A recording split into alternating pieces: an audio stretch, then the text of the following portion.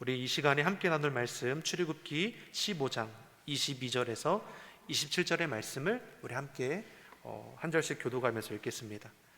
출애굽기 15장 22절에서 27절의 말씀 우리 한 절씩 교독하시면서 읽겠습니다. 출애굽기 15장 22절의 말씀을 제가 먼저 보겠습니다. 모세가 홍해에서 이스라엘을 인도하며 그들이 나와서 수르 광야로 들어가서 거기서 사흘 길을 행하였으나 물을 얻지 못하고 그 건물이 서서 마시지 못하겠으므로 그 이름을 마라라 하였더라. 백성이 모세를 대하여 원망하여 가로되 우리가 무엇을 마실까 하며 모세가 여호와께 부르짖었더니 여호와께서 그에게 한 나무를 지시하시니 그가 물에 던짐에 물이 달아졌더라. 거기서 여호와께서 그들을 위하여 법도와 율례를 정하시고 그들을 시험하실세. 가라사대 너희가 너희 하나님 나 여호와의 말을 청종하고 나의 보기에 의를 행하며 내 계명에 귀를 기울이며 내 모든 규례를 지키면 내가 애굽 사람에게 내린 모든 질병이 하나도 너에게 내리지 아니하리니 나는 너희를 치료하는 여호와임이니라. 그들이 엘림에 이르니 거기 물샘 12과 종려 70주가 있는지라. 거기서 그들이 그 물 곁에 장막을 치니라. 아멘. 할렐루야.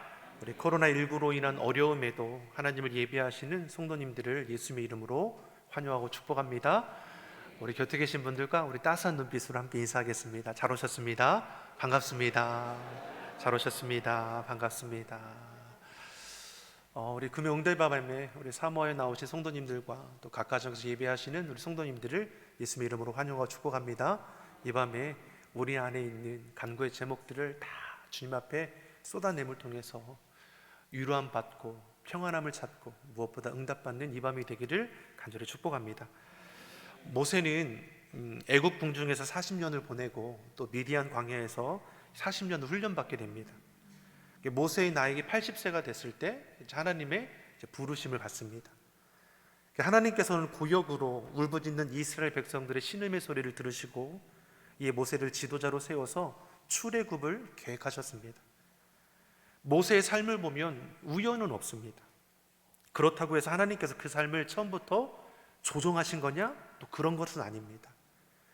모세가 애굽의 왕궁을 떠난 것은 그가 애굽 사람을 죽이고 두려워서입니다. 하나님께서 원하시는 방법은 분명히 아니었을 겁니다.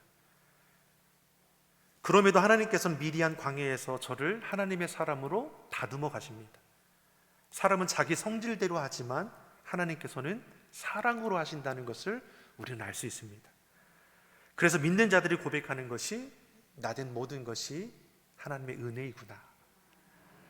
아멘이십니까? 나된 모든 것이 하나님의 은혜이구나. 내 성질과 고집대로 하다가 망쳐버리기도 하지만 하나님께서는 그 약함까지도 선용하셔서 역사를 일구어 가시는 분입니다. 그래서 하나님의 말씀에 우리가 반응하는 것이 참 중요합니다. 내 성질과 고집대로 하는 것이 아니라 주의 말씀에 어떻게 하면 순종할까, 그 말씀을 지키려고 몸부림치는 것이 우리의 삶의 자세가 되어야 합니다. 모세의 성정이 우리와 같다라고 했습니다. 그도 그럴 것이 자기 성질을 못 이겨 애굽 사람을 죽이고 미디안 광야로 도망쳤습니다. 물론 애굽 사람을 죽이게 되는 과정은 히브리 사람을 살리기 위한 것이었지만 결과적으로 사람을 죽이고 저들이 쫓아오지 못할 곳으로 도망쳐 숨은 것입니다. 그럼에도 하나님께서는 미디안 광야에서 모세를 주의 종으로 일꾼으로 다듬어 가시고 있습니다. 그 다듬어질 것 같지 않은 성질머리가 미디안 광야 40년의 그 시간 속에서 다듬어졌습니다. 그리고 나서 하나님께서 모세를 부르십니다. 모세님은 하나님의 부르심에 주여 내가 여기 있나이다. 이제 하나님의 놀라운 역사가 일어날 것 같습니다. 금방이라도 애굽이라는 거대한 강국이 하나님의 권세 앞에 무릎 꿇을 것 같습니다. 그런데 어떠합니까? 하나님은 이미 행할 준비를 마치시고 모세를 부르지만 하나님의 역사를 행할 모세는 육신의 연약함 가운데 망설이는 것을 우리는 알 수 있습니다. 하나님의 부르심에 응답해 보지만 육신의 약함 앞에 바로 앞에 서는 것은 두려워 떨고 있었습니다.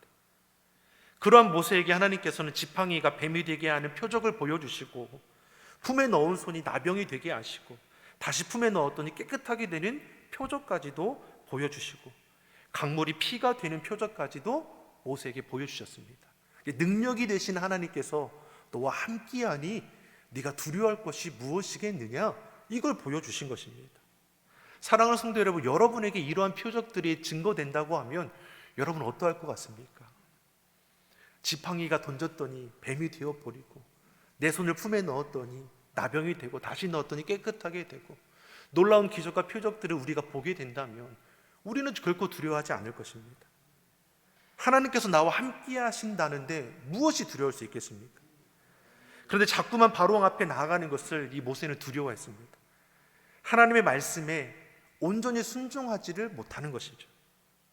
모세는 어떤 핑계를 댑니까? 자기의 입은 뻣뻣하고 혀가 둔하여서 하나님의 말씀을 제대로 전할 수 없습니다. 완전하신 하나님께서 함께 하시는데도 자신의 작은 부족함 때문에 못하겠다라고 하는 겁니다.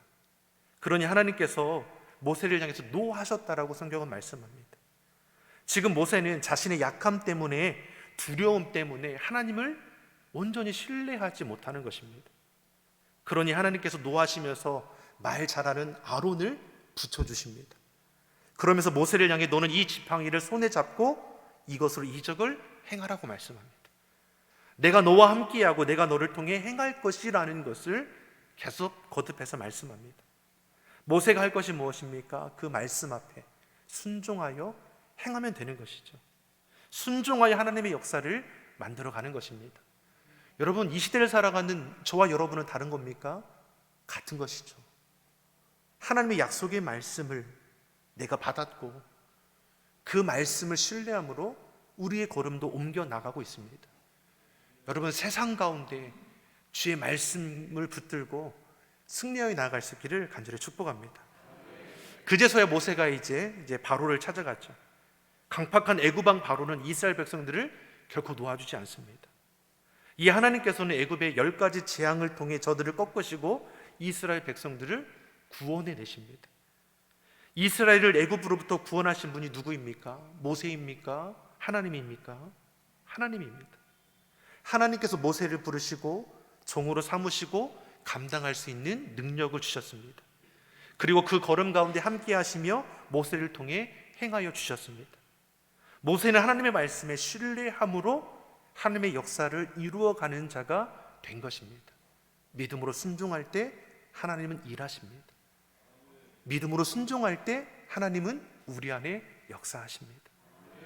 저와 여러분의 삶의 자리, 하나님의 놀라운 역사가 끊이지 않기를 간절히 소망합니다. 모세가 순종한 결과 이스라엘 백성들은 430년간의 노예 생활을 청산하고 하나님의 인도하심으로 홍해를 걸어서 건넜고 애국 군대는 홍해로 수장되는 그런 놀라운 일들을 보게 되었습니다. 그제서야 이들은 하나님의 은혜에 감사하며 찬양으로 영광 돌립니다. 이제 홍해를 건넌 이스라엘 백성들의 본격적인 이제 광야 생활의 시작이 됩니다. 우리 본문 22절의 말씀을 다시 한번 우리 같이 한번 읽어보겠습니다. 같이 보겠습니다. 모세가 홍해에서 이스라엘을 인도하며 그들이 나와서 소르 광야로 들어가서 거기서 사흘 길을 행하였으나 물을 얻지 못하고. 아멘. 홍해를 건너는 놀라운 승리를 경험했습니다. 사흘 길을 걸어도 어떻습니까? 사흘 길이 지났는데 어떤 어려움을 만나게 됩니까? 마실 물이 없습니다. 광야에서 당연히 물을 구하는 것은 어려운 일일 것입니다. 이들이 갈증을 호소하며 3일 길을 걸어갑니다. 하루가 지나도 목이 말라도 참아보고 이틀 길이 지나고 3일 길이 지나고, 그러니 23절에 이들이 어떻게 합니까? 같이 한번 보겠습니다. 23절의 말씀 같이 보겠습니다.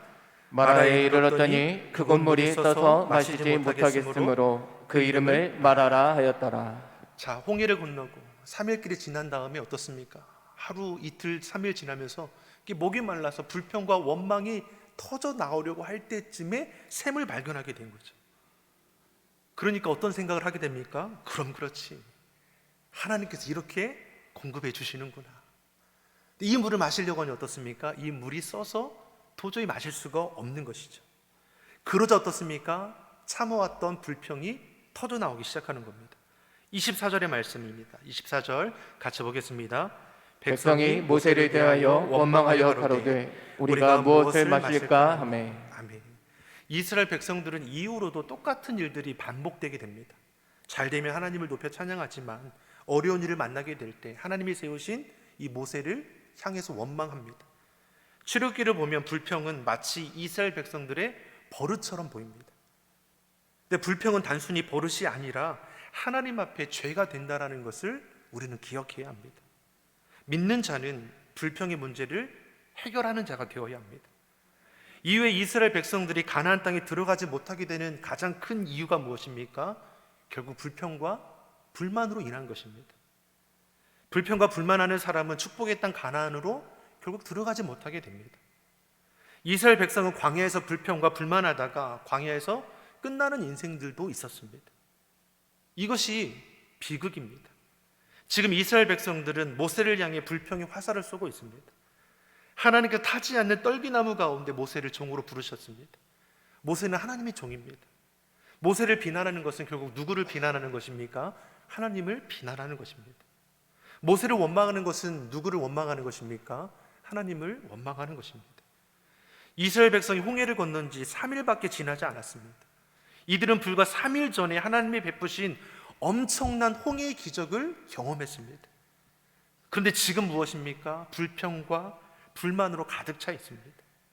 사랑하는 성도 여러분, 우리가 받은 은혜가 얼마나 큽니까?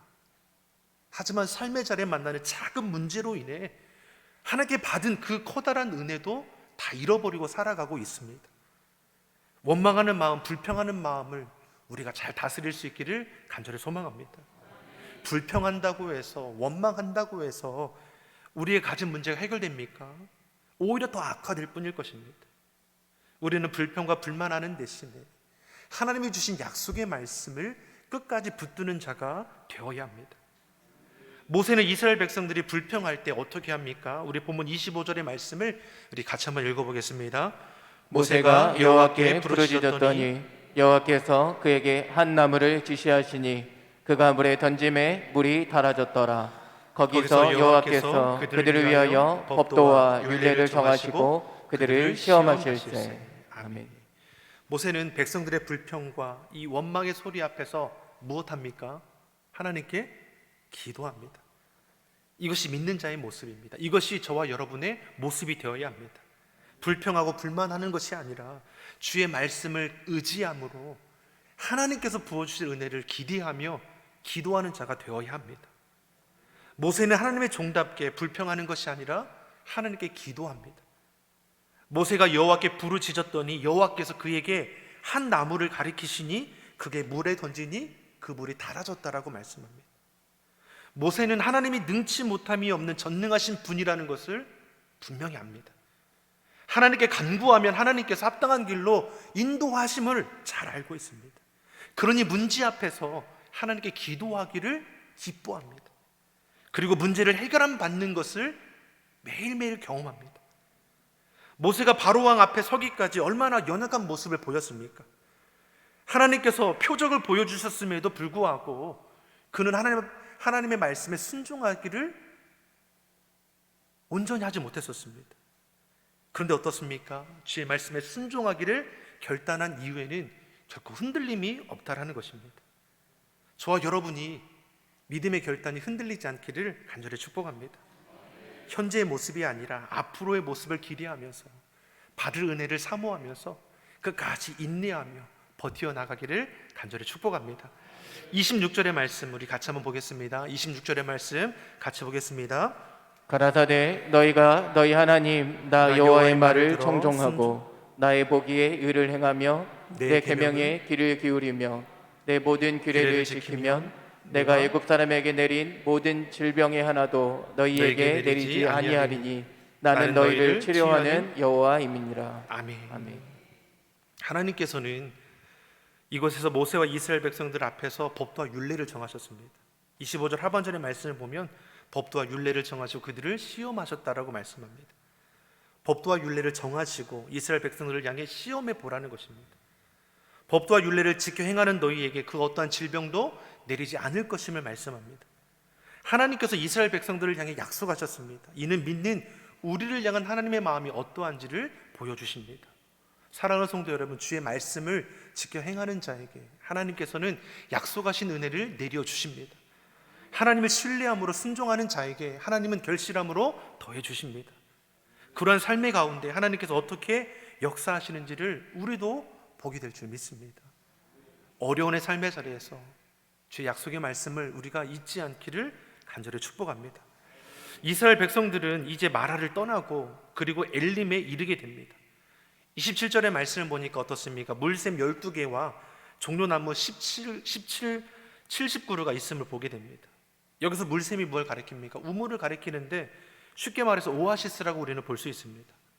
물 한 모금 없이 3일 동안 갈증에 허덕이던 그들에게 잠시 그 쓴 물을 통해 주셨다가 이제는 무엇입니까? 단물을 변하게 하시더니 조금 더 나아가게 하셔서 이 오아시스, 그 해결할 수 있는 물을 하나님께서 더해 주시는 것을 우리에게 말씀합니다. 이스라엘 백성들은 이 엘림에서 약 42일간을 머물게 됩니다. 여기서 생각해 볼 수 있는 것이 무엇입니까? 쓴물이 있던 이 마라와 엘림은 불과 8km 거리라는 것입니다. 우리가 천천히 걷더라도 2시간, 2시간 반이면 나아갈 수 있는 그 길이라는 것입니다.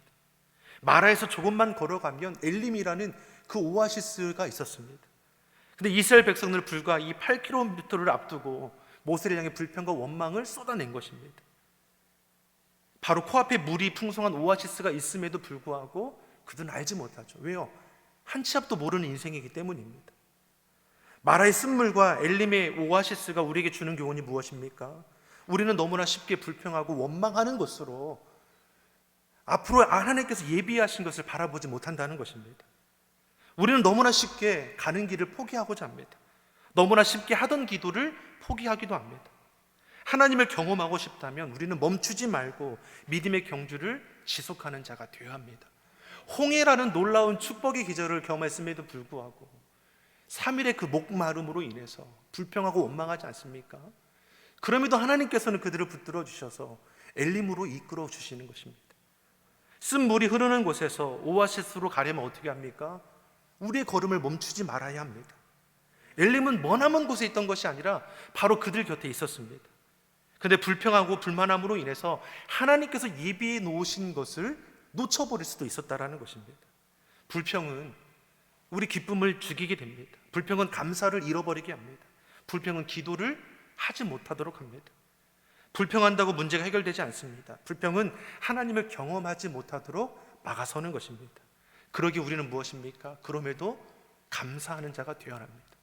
우리 옆 사람에게 이렇게 축복하겠습니다. 그럼에도 감사합시다. 아멘. 그럼에도 감사하시기 바랍니다. 불평의 장소가 기쁨의 장소로 바뀌는 비결이 무엇입니까? 어떻게 쓴물이 있던 마라에서 물이 풍족한 엘림으로 나아갈 수 있었습니까?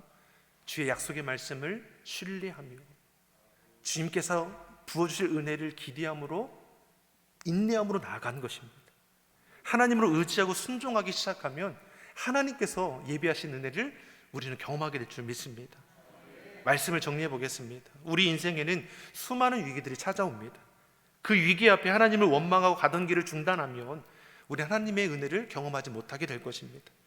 쓴 물이 나타날 때 하나님을 신뢰하며 견디며 나아가며 축복의 엘림이 기다리고 있습니다. 하나님은 이스라엘 백성의 불평과 불만을 쏟아낼 때 이미 이 엘림을 준비해 놓고 계셨습니다.